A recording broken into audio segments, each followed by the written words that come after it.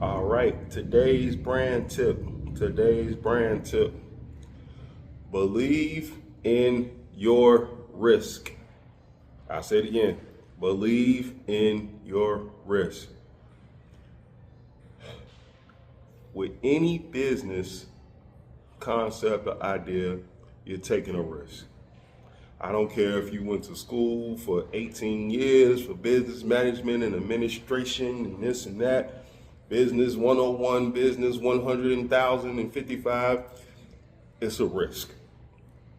It's just as much a risk as a quarterback throwing a football down the field blindly can't see. It's just as much as a risk as a basketball player doing a behind the back pass hoping that it gets to his teammate.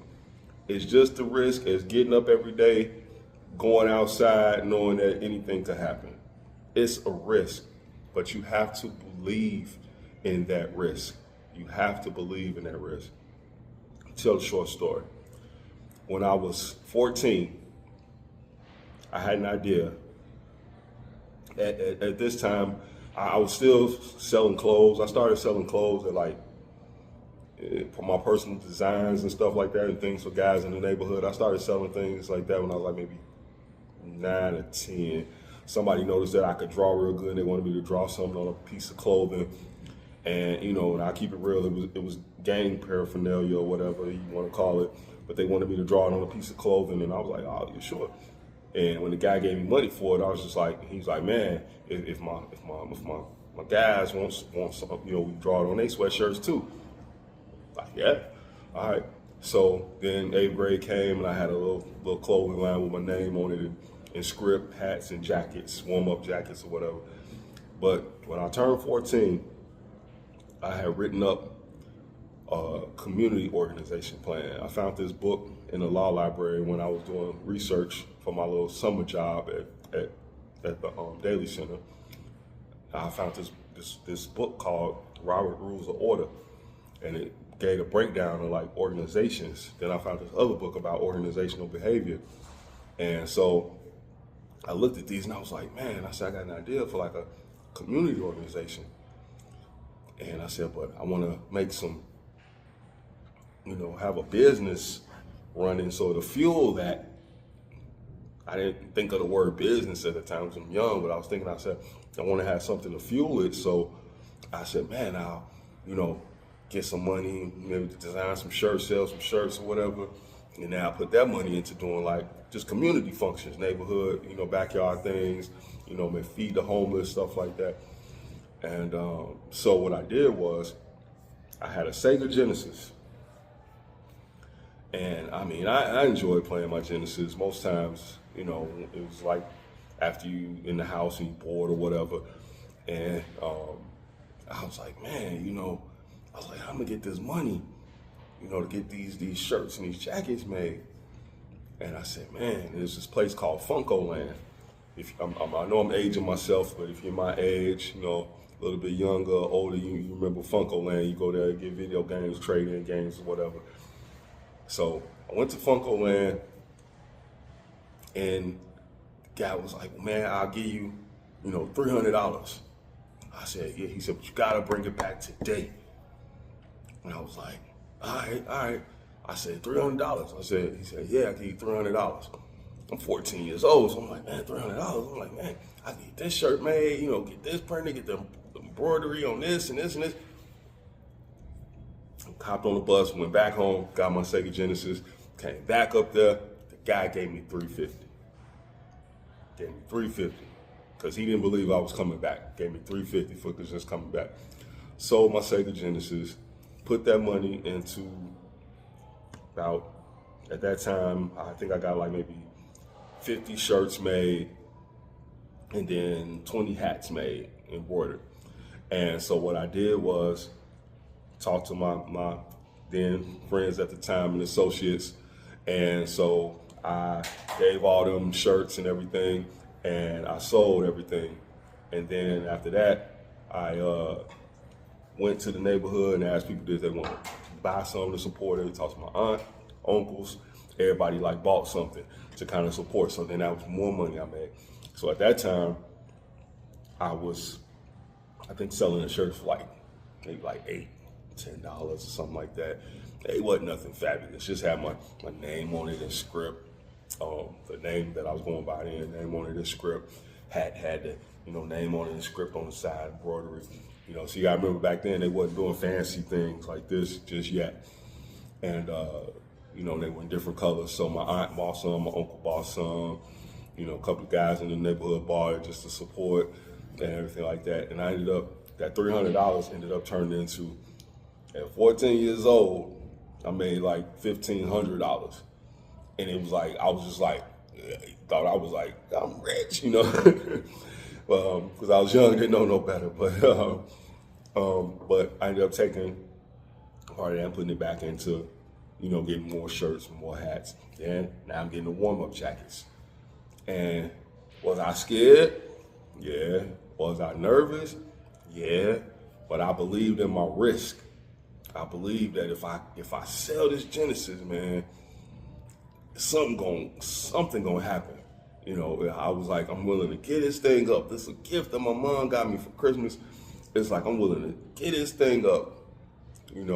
At that time, everybody, the Genesis and Super Nintendos and things was the thing that you got to have in your house. But at 14 years old, I believed in that I could make money off of these designs to put into this organization thing that I'm trying to start. And it panned out to be good. That was my high school years. And I found another venture to put money into where we were making a lot of money off a little bit of money. Let me explain that. It was a fragrance company that built into the clothing company and everything like that. It wasn't nothing illegal or anything. I just noticed that I said, find something to put a little money, make a lot of money. That sounded kind of crazy. But anyhow, and did I make mistakes? Yeah. Did I fail? Yeah. Because the first time I invested in that fragrance company, I invested $250, and I bought all of the wrong products. I bought stuff that I had to sit on because it wasn't selling. So what I did was I went back to the table and started doing research. I started researching people and observing people, going to the stores, the Carsons and the Marshall Fields, and paying attention to what people liked. So that when I bought fragrances again, I was buying top of the line brand name things. And that research helped, and a little bit of investment, whether it was anywhere from $100 to $500, would turn into $3,000, $4,000, $5,000, and now people in my organization, I'm able to bless them with ways to make money, and they were able to, have that as a job. Then as we got the 501c3, they were able to list that they were working or that they volunteer work under that. Every year we gave out food to the homeless. We gave the homeless our old clothes that we couldn't fit no more. And I believed in the risk. I was nervous. I was scared at times. And if any of you ask anyone back then, I'd always say, if it don't happen this year, I'm done. That was just something to keep myself motivated. I knew I wasn't gonna quit because it's my passion to help people. And that's what I'm put on earth to do. I'm put on earth to help people. So every year I would say, man, if it don't happen if it don't pop this year, I'm done. That year turned into 3 years. And in the third year, and I was able to have 10 people or more able to make, money while they were either going to school or working their jobs. And they were able to invest in things that they may have wanted to invest in, whether it was making their albums, whether it was creating video games. I had a member of my organization that made a video game, whether it was helping out at school, helping their siblings in school, whether it was helping their moms and dads, whether it was just, being able to buy what they wanted, and that taught me a lot. And as I aged, I had to learn how to transcend what that experience into being an even bigger business owner And don't get me wrong, I had many, many, many jobs over the years of my life, but I've always had something going for myself. And today, business has changed when it comes to, I'll say, organizational structure, but it's still trial and error, failure, and risk to get to success. And success never ends, because once you get to this level of success, now here comes the other thing that you gotta figure out what piece to move on the board to get to another level of success. And it's all about what you want out of that risk you're taking, because you can want all the money in the world, but you'll find when you get all the money that you may think is all your money in the world, it runs out. And then you'll find that you're searching for fulfillment of what you're trying to do. And so it's better to have, your risk is your goal, your risk is your vision, your risk is your dream, your risk is your venture, your risk is the thing that you're gonna get up to go at it every single day, no matter whether you get $1, no matter whether you get $1 million. That's what you want. But at the same time, you have to believe in it. You have to believe in that risk. When somebody tells you, man, it ain't gonna work, you gotta still keep believing. When you invest thousands of dollars or $100 or $1 million and it go kaput, you gotta still believe in it. And part of that is believing in you. It's believing in yourself. That's why you're doing this and believing in your risk. The balance is also believing in yourself. The balance is also taking care of yourself. Because the greatest investment you're gonna always make is gonna be in yourself. And building yourself and taking care of yourself, that's what matters. That's what people are gonna look for at the end. You wanna be the same person. That's what I'm saying. It's the same person, whether that risk is high and bringing in volume or whether it's low. Because that's what matters. Because if it's all taken away, you gotta look at, are you able to spin back and still be the kind person that goes and tells someone, hey man, I got an idea. Or you gonna be the person that hold it all to your chest. I've lost and I've failed in life, so I'm not gonna do anything to share anything anymore. Or you're gonna be the person that once you get it, it's like, hey, now I need to help someone else get it. Or now I need to show someone else how to get it. Or now I need to do this to set this up so that this is for somebody coming behind me to get it. Or you're gonna be like, oh no, I got it back now. It's all mine. I'm not telling nobody nothing.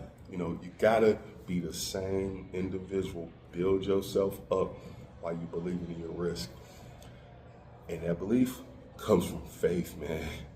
Comes from faith. No matter what no one says, you know, everything around you is created from a thought. Everything. Person took a chance. Can you believe that? I mean, just with electricity alone, you look at sockets and things of that nature. Somebody had to plug something up and run the risk of getting electrocuted just for us to be able to plug something up. You know, somebody had to sit in a room and feel radiation to know that radiation helped a situation. So you gotta be mindful of things like that, but believe in your risk. Believe in your risk. Believe in yourself. Don't let anyone tell you what you can or can't do. And no matter what it takes, if you believe in your risk, you'll scratch, claw, walk, run, climb, whatever you do, whether it's figuratively or mentally, you'll do what you gotta do to get that goal accomplished. Believe in your risk. Peace. Fight for your life.